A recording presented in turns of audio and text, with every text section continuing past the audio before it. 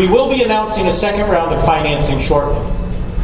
Erie County also created a micro-enterprise loan fund that will be administered by the ECIDA. We use $200,000 of community development block grant resources, and this fund will provide financing and mentoring to qualifying businesses with no more than 5 employees, including the owner.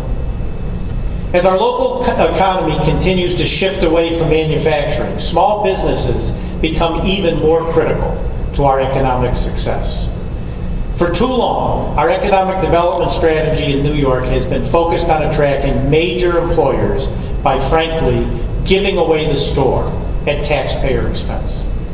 Instead of waiting and hoping for hundreds of jobs at once, we will be better served by working hard every day to help our small businesses create one job at a time.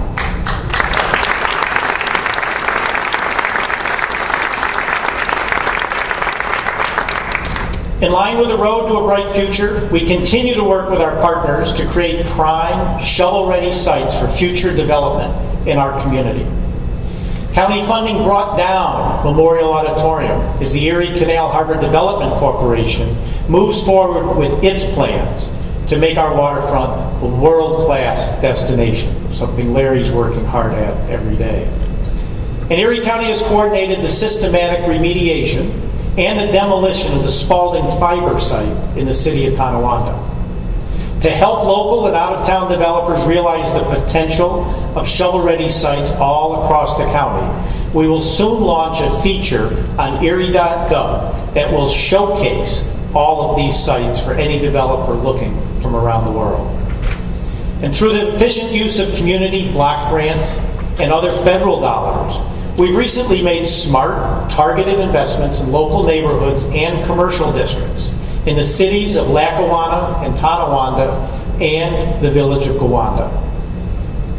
Erie County also continues to come up with creative solutions to some of our economic development problems caused by New York State. Because of inaction in Albany, $200 million in not-for-profit capital projects are currently stalled in Erie County. My administration worked with attorneys at the ECIDA to find a way to help the not-for-profits in Erie County move their projects forward. Common sense. Our solution was to establish the existing yet dormant Buffalo and Erie County Industrial Land Development Corporation and have it issue tax-exempt bonds for our local not-for-profits. Our proposal was an innovative way around the state's purposeful delay and would have put people to work immediately.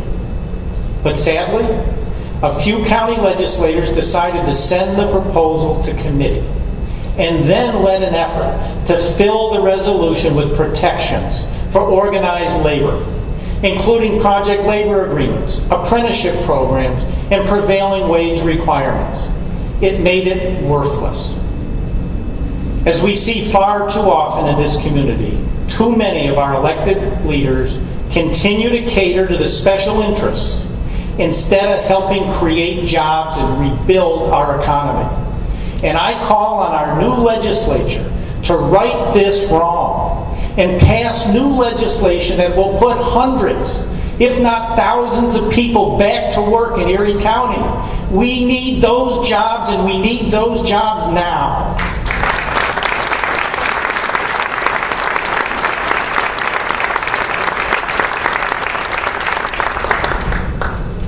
As you know, Erie County is the sole funder of the Buffalo-Niagara Convention and Visitors Bureau.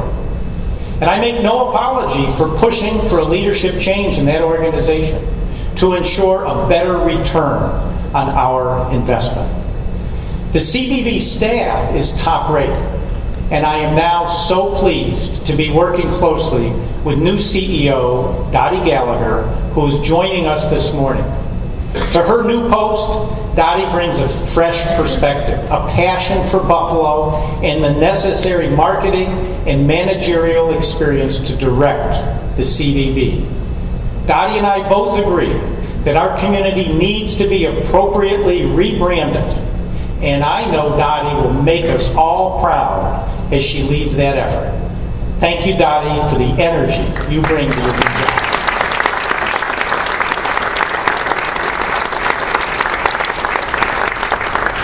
Soon, we will be able to welcome visitors to Buffalo in a newly refurbished convention center. $7 million of county funding is being used to update the convention center inside and out, including a marquee that actually works. Imagine that. One of the main reasons people visit Erie County is to experience our cultural riches. And I am proud that Erie County was able to increase funding, not only to the CVB by 18% last year, but also to our large cultural anchors in the 2010 budget.